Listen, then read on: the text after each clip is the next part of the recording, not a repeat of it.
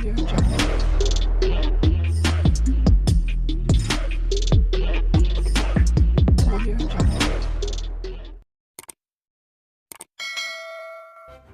kasih karena memilih channel ini. Sebelum kita mulakan video ini, sila pertimbangkan untuk menekan butang like, share, dan subscribe, dan aktifkan butang lonceng Anda agar Anda sentiasa mendapat info-info percuma pada setiap hari dari channel kami. Dan tinggalkan komen Anda karena komen Anda amatlah dihargai. Terima kasih. Veteran UMNO menuntut kerajaan supaya berterus terang dalam isu Tita Adendum yang di Pertuan Agong ke-16 membabitkan tahanan di rumah kepada Datuk Seri Najib Tun Razak. Setiausaha Veteran UMNO Malaysia, Datuk Mustafa Yaakob berkata, langkah itu perlu bagi mengelak kekeliruan dan syakwa sangka rakyat kepada kerajaan. Menurutnya, sekiranya benar adanya Tita Adendum itu, maka Veteran UMNO menuntut supaya ia dilaksanakan. Adendum tersebut dibuat Al-Sultan Abdullah yang ketika itu masih yang di Pertuan Agong, dan ia adalah haknya sebagai Agong yang mesti dilaksanakan oleh kerajaan, katanya dalam satu kenyataan. Tambah Mustafa, kesanggupan Timbalan Perdana Menteri Datuk Seri Dr. Ahmad Zahid Hamidi menandatangani afidavit yang beliau pernah melihat Tita itu bersama Tengku Datuk Seri Zafrul Tengku Abdul Aziz, lebih menguatkan lagi wujudnya adendum tersebut. Ia diperkuatkan lagi apabila Datuk Seri Wan Rosdi Wan Ismail juga pernah dan ada melihatnya. Justeru Veteran UMNO mahu kerajaan menjelaskan dengan telus serta berterus terang tanpa menyembunyikan fakta. Kalau tidak, maka perjelaskan apa yang sebenarnya berlaku. Veteran percaya ada 2 orang Menteri Kabinet yang menjadi ahli kepada jawatan kuasa pengampunan itu tahu cerita sebenarnya, ujarnya.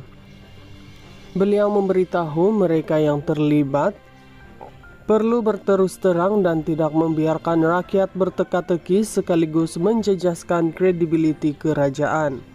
Sementara itu, tindakan Ahmad Zahid menandatangani afidavit itu jelas membuktikan kesungguhan dan keikhlasannya untuk membebaskan Najib sekaligus menjawab keraguan ahli UMNO yang selama ini menuduhnya tidak ikhlas untuk membela Najib, ujarnya.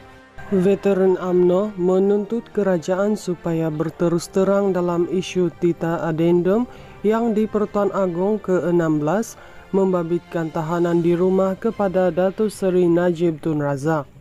Setiausaha Veteran UMNO Malaysia, Datuk Mustafa Yaakob berkata, langkah itu perlu bagi mengelak kekeliruan dan syakwa sangka rakyat kepada kerajaan.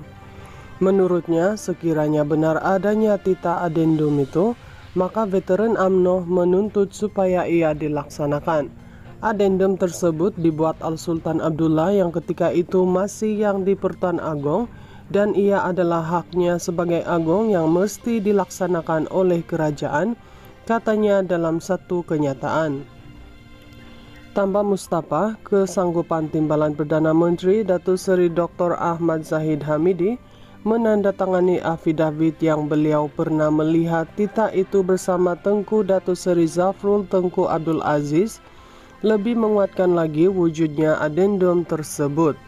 Ia diperkuatkan lagi apabila Datuk Seri Wan Rosdi Wan Ismail juga pernah dan ada melihatnya.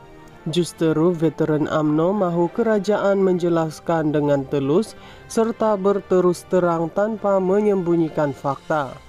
Kalau tidak, maka perjelaskan apa yang sebenarnya berlaku.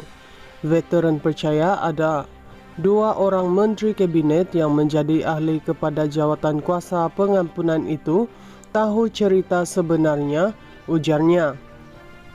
Beliau memberitahu mereka yang terlibat perlu berterus terang dan tidak membiarkan rakyat berteka-teki sekaligus menjejaskan kredibiliti kerajaan.